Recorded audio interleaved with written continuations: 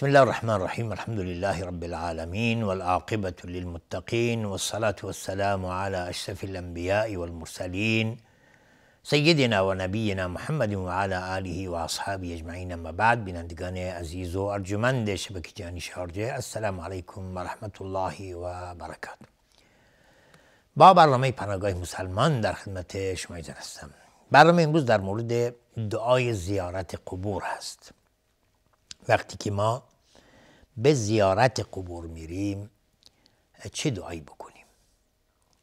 زیارت قبور یکی از سنت های اسلام است که سنت است که ما به زیارت قبرستان بریم، به قبرها، به زیارت اموات بریم و اونها رو زیارت بکنیم تا اینکه یک تذکره و یک یادآوری باشه برای ما که خلاصه غرق در دنیا و زرق و برق دنیا نشیم، که بفهمیم که روزی خواهد رسید که ما هم به اینجا خواهیم اومد و جایگاه ما اینجا خواهد بود. پس فراموش نکنیم این امر رو. پس وقتی که یکی به زیارت قبر میره یا زیارت قبور میره، میگه السلام علیکم اهل الدیار من المؤمنین والمسلمین و انا ان شاء الله بكم لاحقون و یرحم الله المستقدمین منا والمستأخرین اسأل الله لنا و لكم العافیه. دقت کنید این دعا. اللهم، یا میگیم السلام علیکم اهل الدیار من المؤمنین والمسلمین و انا ان شاء الله بكم لاحقون و یرحم الله المستقدمین منا والمستأخرین اسأل الله لنا و لكم العافیه. یعنی سلام بر شما ای اهل این منزل که مؤمن و مسلمان هستید، همانا ما نیز ان شاء الله به شما ملحق خواهیم شد. خداوند بر گذشتگان و آیندگان ما رحم کند و از خدا برای خودمان و شما عافیت یا عافیت می طلبیم. از خداوند برای خودمان و شما عافیت می طلبیم.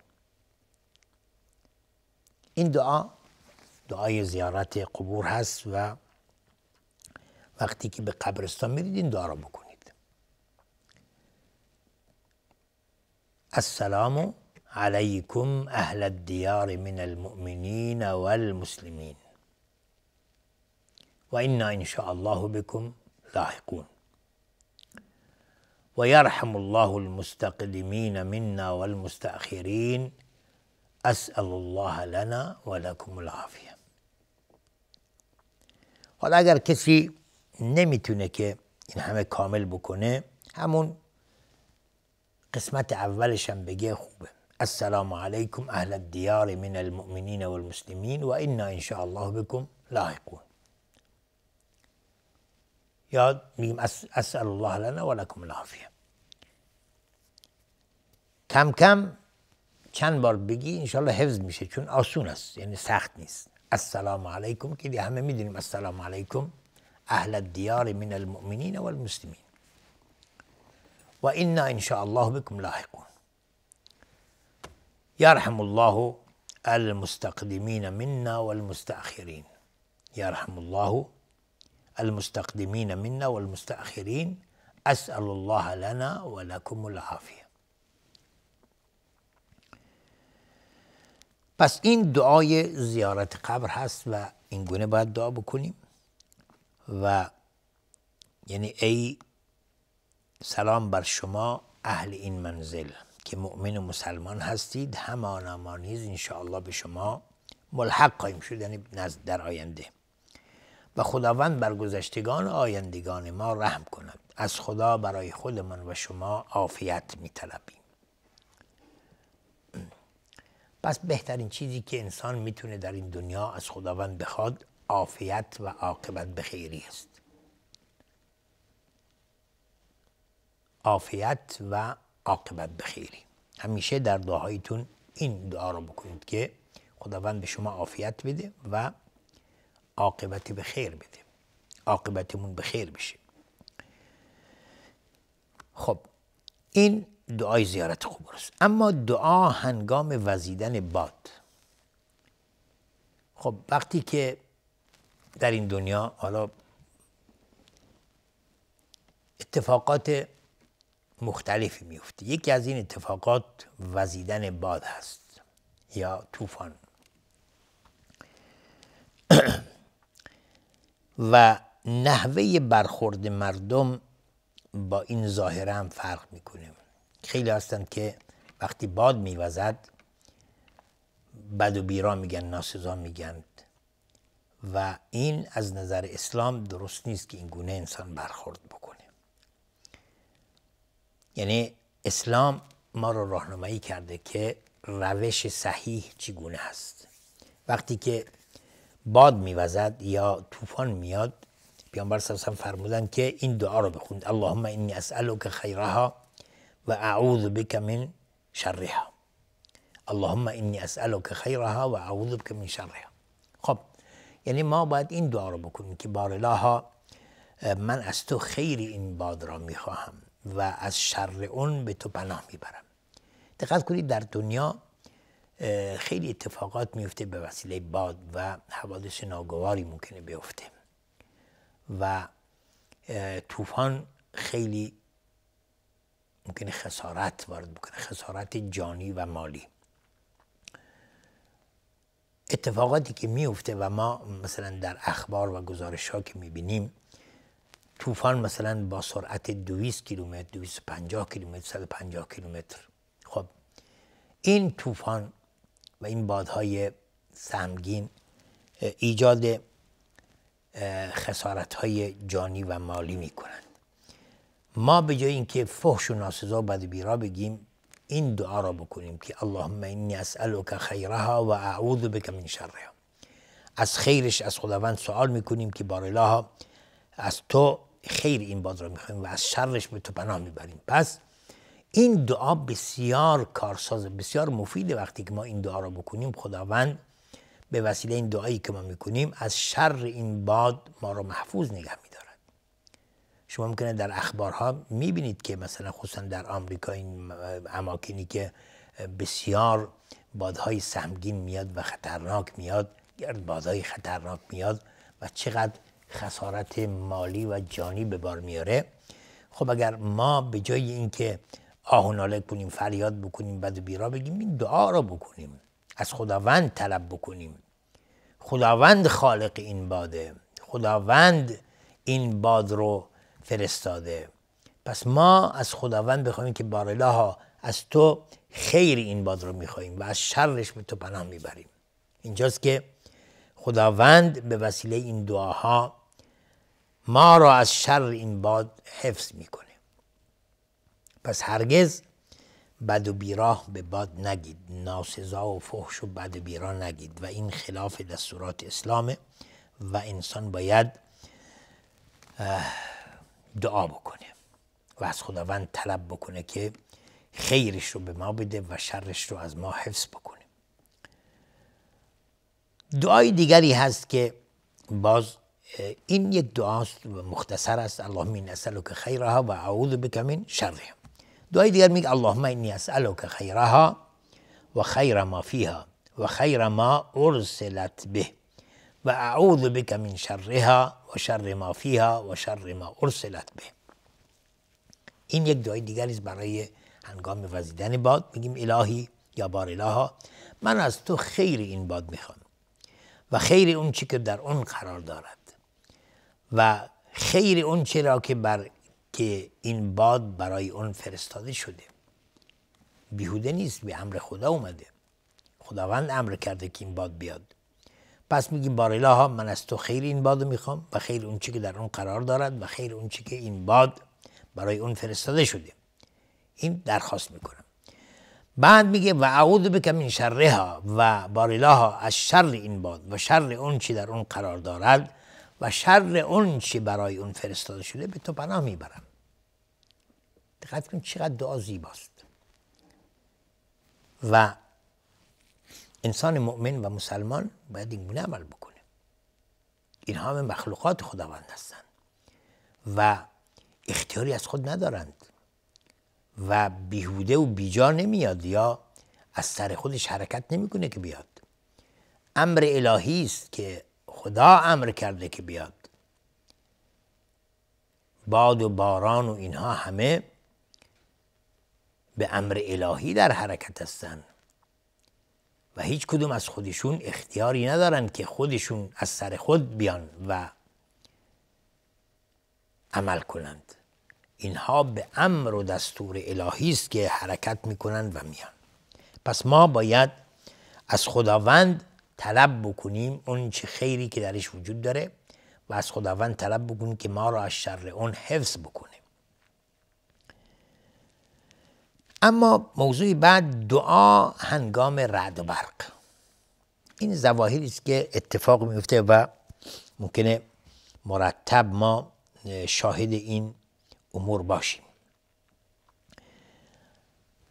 پس اسلام دینی است که هیچ چیز رو رها نکرده.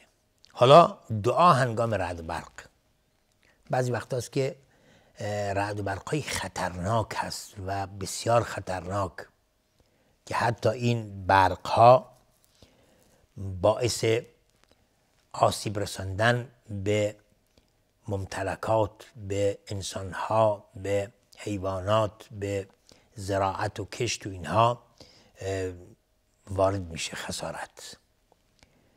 ما باید چه کار بکنیم و هنگام این ظاهره چه عمل بکنیم؟ حالا دعایی که از رسول الله صلی الله علیه و آله وارد شده هنگام رعد و برق میگه که سبحان الذی یسبح الرعد بحمده والملائکة من خیفته. سبحان من یسبح الرعد، سبحان الذی یسبح الرعد بحمده والملائکة من خیفته. یا در روایتی باز فکر کنم اومده که سبحان من یسبح الرعد بحمده والملائکة من خیفته.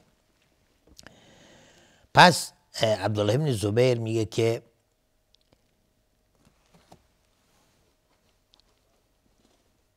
وقتی که صدای رعد و برق شنیده میشد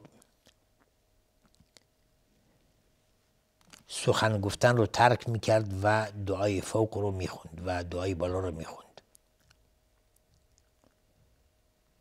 سبحان الذی یسبح الرعد بحمده والملائکة من خیفته. پس این دعای رعد و برقه و میگه پاک و منزه هست اون ذاتی که رعد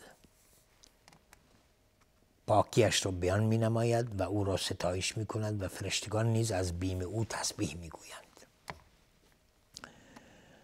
خب یعنی این دعا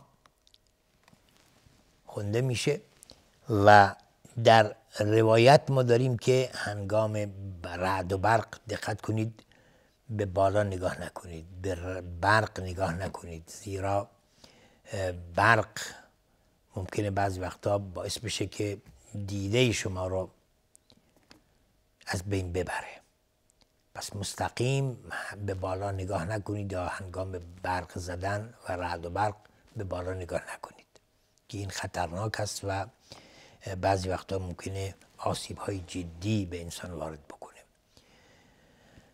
پس انسان هنگام رعد و برق باید دقت کنه که زیاد بیرون نباشه، چون بعضی وقتا هست که شما در اخبارها میشنید که مثلا رعد یا برق باعث شد که جان چند نفر رو بگیره، یا برق زد و این شخص نابود شد و از بین رفت، یا گله از حیوانات رو برق زد و از بین برد، یا درختان رو به آتش کشاند.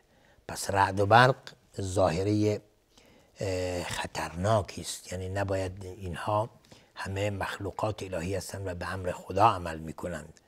پس هنگام رعد و برق سعی کنید که فرزندان خودتون رو نذارید که بیرون برن و در به حساب جاهای باز یا زیر درختان قرار نگیرند.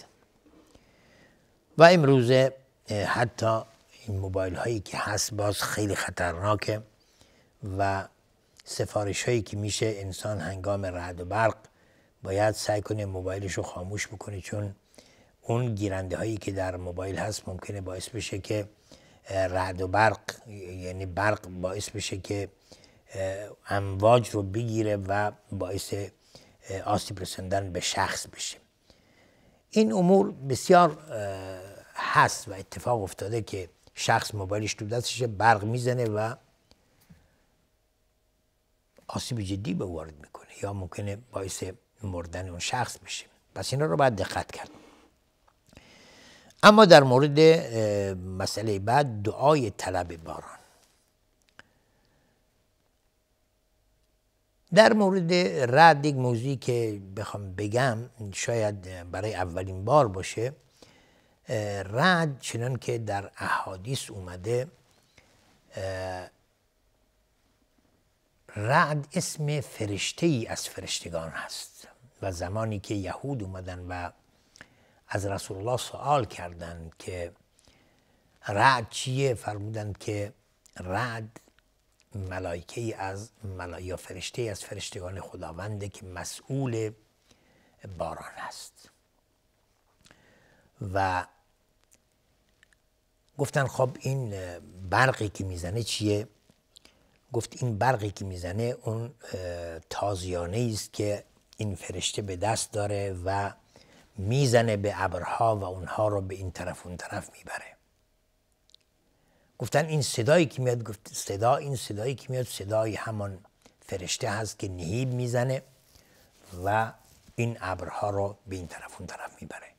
پس این برقی که زده میشه اون تازیانه است که میزنه به اون ابرها و این برق تولید میشه و اون غرشی که بعد از برق میزنه اون صدای فرشته که همون رعد نام دارد هست. این شاید خیلی از شما ها ممکنه اولین بار شنیده باشید که این امر این گونه هست. پس رعد و برق یعنی برقی که میزند.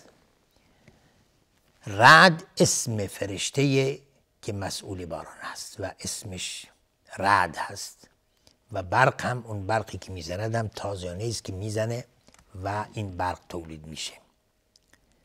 انشاءالله که خداوند به همه ما توفیق بده که راه دین باشیم و واقعا دین اسلام دین بسیار بسیار آسان و آخرین دین هست که هیچ چیزی رو رها نکرده. تا دیدار دیگر و برنامه دیگر همه شما ایزان رو به خداوند بزرگ میسپارم و آخر دعوانا ان الحمدلله رب العالمین و السلام علیکم و رحمت الله و برکاته.